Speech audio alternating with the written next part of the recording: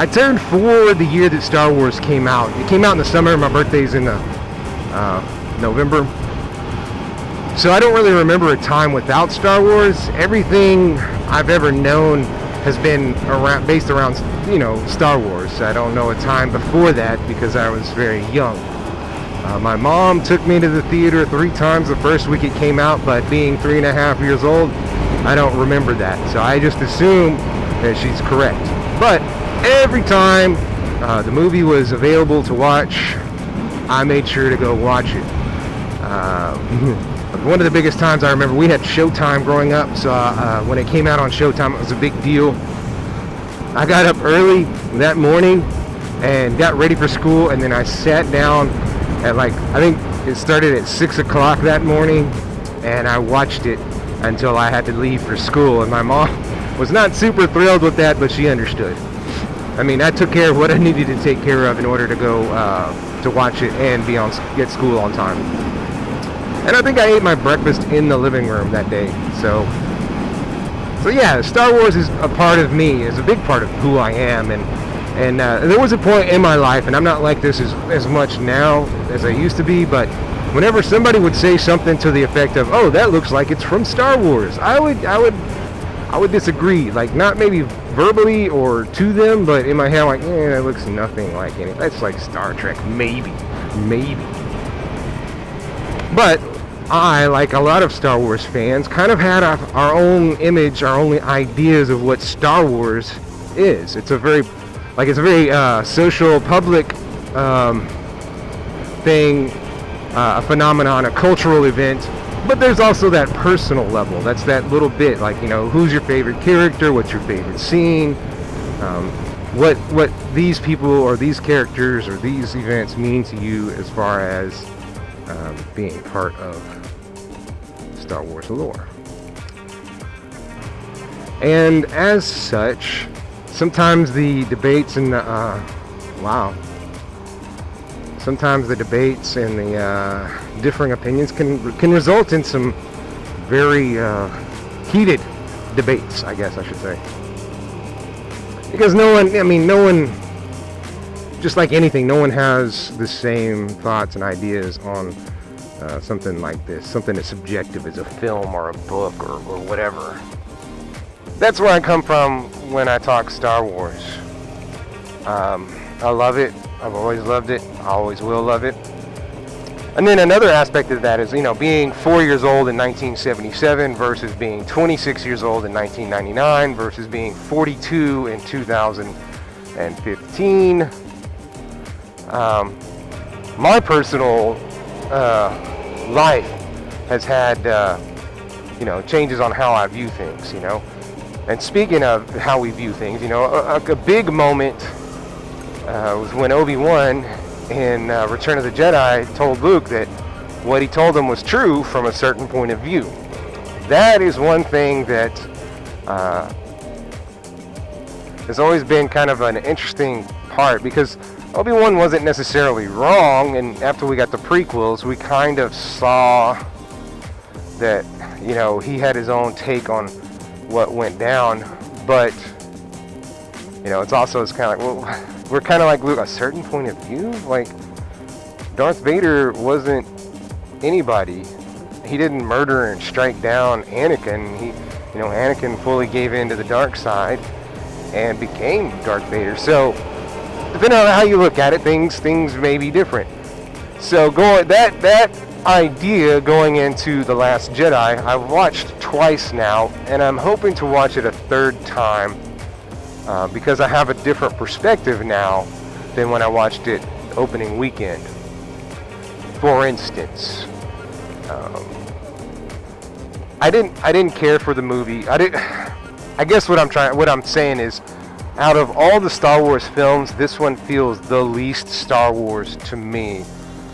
And I know online a lot of people are catching flack because, The Force Awakens was too much like the original Star Wars, and now it's catching flack this Star Wars is not anything like any of the Star Wars, so it's you can't win for losing, And I'm kind of in that second camp, dude. I don't feel like this one had as much Star Wars to it as I had wanted.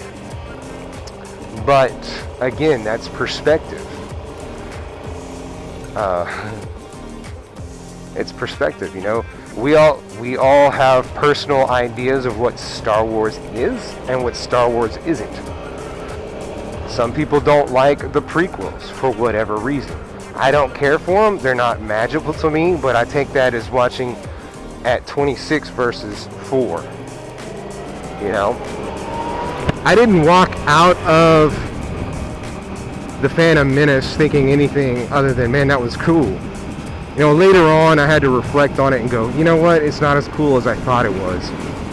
So, you know, my perspective on the prequels has changed, but I still consider them Star Wars. I still consider them part of the lore. Just because I didn't care for them as much as I did the originals doesn't mean they're any less Star Wars. And now here I am, 15 years after that, and I'm thinking, man, this Star Wars here is not Star Wars to me. But again, perspective.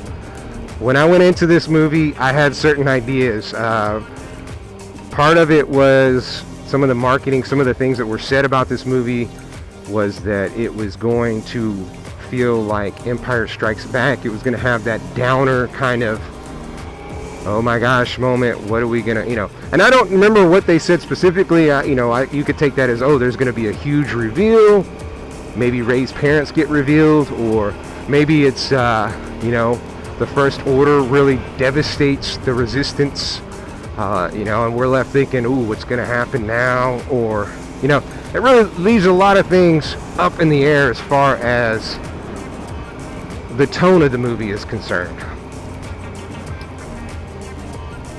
So when I went in there, I had certain ideas. You know, I thought, okay, we're gonna have like this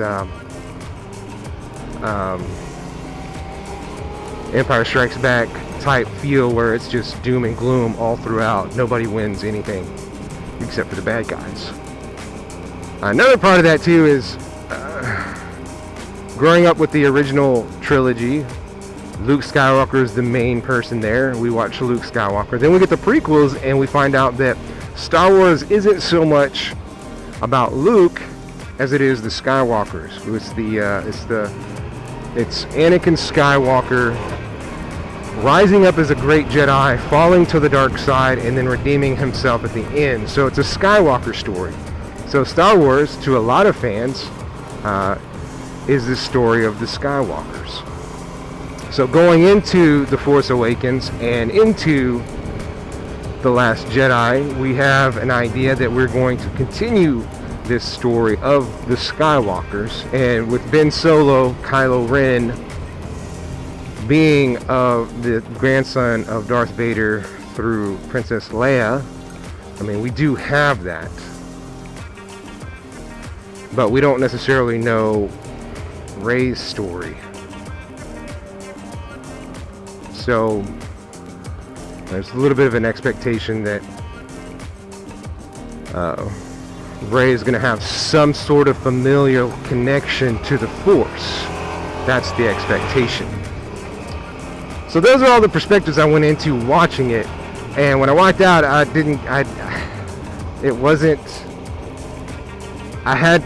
to think about it. I had to think about what it was. The only thing that I really knew about how I felt about was I appreciated the Hardware Wars reference. And if you haven't seen Hardware Wars, you should check it out. It was the first parody made of Star Wars, and in fact, they played it a lot on Showtime. That's where the first time I ever saw it. It's not. They played. It was Darth Nader, Ham Salad, Augie Bendoggy, Fluke Starbucker. I forget all the names, but basically, instead of the spaceships were irons and the guns were drills, and that kind of thing, hence the name Hardware Wars.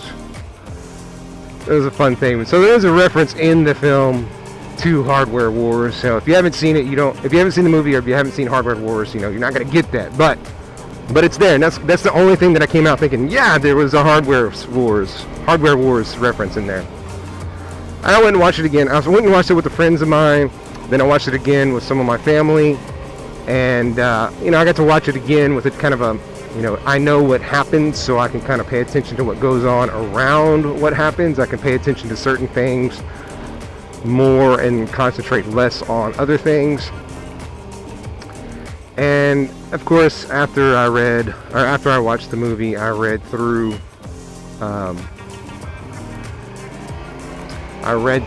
different people's opinions, because I like to see what other people think. And I have to admit that after reading some of this stuff, I have a different appreciation of it. I didn't really care for The Last Jedi, but now I want to watch it again with a different eye on it, and that eye being the story of failure. At one point in the movie, it was talked about how Luke's failures, and that part of becoming a master is not just passing on the successes, but learning from the failures, And as a parent, I completely understand that. Like, I can tell my kids, hey, if you do this thing, then this is going to be the result. If you don't do this thing, then this is the result.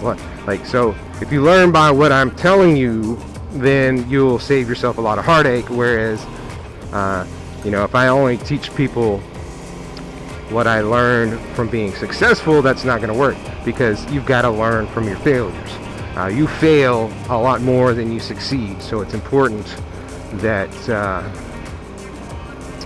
you learn from it. Like, you don't remember what you did to succeed most of the time, but you do remember what failed. So that's an important part of it. So a master teaching his students needs to teach the failures as much as the successes, because that's how we learn. So it's said in the movie, that line. And also, you got to let go of what happened in the past so that you can move forward. Luke is hung up on things in the past, can't move past them, can't let go, doesn't want to face his failures. And that's much like us. Like, we don't like to talk about the things that we failed at for whatever reason, but we need to, because you have to learn from that, and other people are going to learn from that as well. And then once you back out of just Luke's specific situation in this movie and look at the whole movie and look at it from the eyes of failure, this movie makes a whole lot more sense. Things happen in the movie and you're kind of questioning, well, why did this happen? Why did we do this? What's going on? Was this necessary? From a standpoint of being successful, it makes no sense. But from the standpoint of learning from failure, it makes a lot of sense. So it's important to keep that in mind. And I want to see that from the view. Like, a lot of stuff, there's a lot of failures in this movie, both on the good side and the bad side. Lots and lots of failures. And I feel like the overarching theme of this movie is failure. And if you watch it from the lens of failure, it's going to be a moment. So that's what I'm looking to get back into, is watching this movie from the viewpoint of every story told, every line, every scene in this movie is about dealing with failure from all sides. So that's kind of my idea on The Last Jedi. Before I came across this idea of the overarching theme of the movie, I didn't like it. I like some stuff in it. I like some certain things. I was kind of disappointed in some stylistic changes that they made. For instance, Luke Skywalker didn't feel like Luke Skywalker to me. I don't remember hearing the Wilhelm scream. The transition wipes didn't feel like Star Wars. It felt like a bunch of cuts. There's a few other things here and there, but I won't talk too much more, because if you haven't seen the movie, I don't want to ruin it for you. I want you to go see it. I mean, if you're watching this, then you're already going to see things from a different point of view, a different perspective than what you might have going into it without watching this. But my point is, if you take things into consideration that you didn't take into consideration before, it can change how you feel or how you view certain things, whether it's a movie or whatever the case. But overall, I felt like the movie was pretty good for a movie. Highs and lows, laughs, whatnot. So I recommend going out and watching this movie to get your own idea of it. I mean, obviously everybody's watched this movie because it made 220 million its opening weekend, which I think is the second highest movie debut. It's 450 million opening weekend, so I mean, it's not. I mean, people are seeing it.